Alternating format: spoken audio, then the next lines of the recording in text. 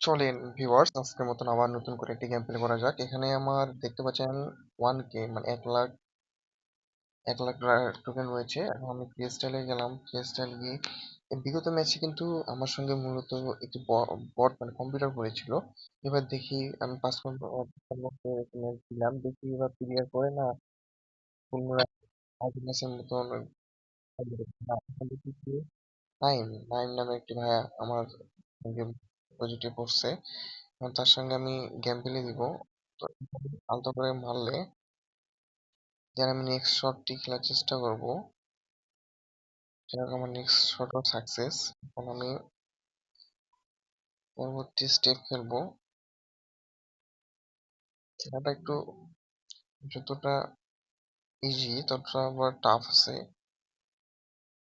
ছোট পকেট, একটু সাইডে জোরে খেললে আবার পড়তে চায় না, পড়তো না।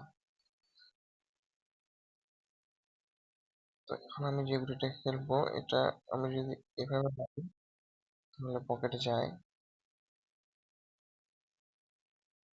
আর এখানে যদি আমি একটা খেলি তাহলে একটা ভাঙার চান্স ছিল, কিন্তু টাচ হলো না।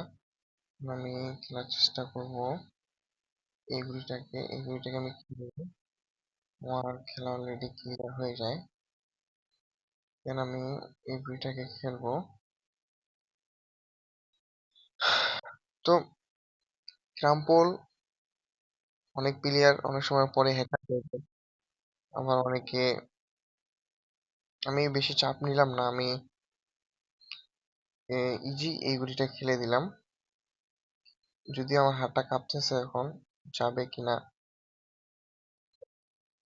আমি হ্যাকার নাই, না, এটা আমার হাত ফুসকে যে সাইডে লাগে যেভাবে ঢুকে যাবে সেটা আমি বুঝতে পারি নাই। আর এই গেমটাতে একটু প্রচুর পরিমাণে অ্যাড আসে। যাই হোক, এভাবে খেললে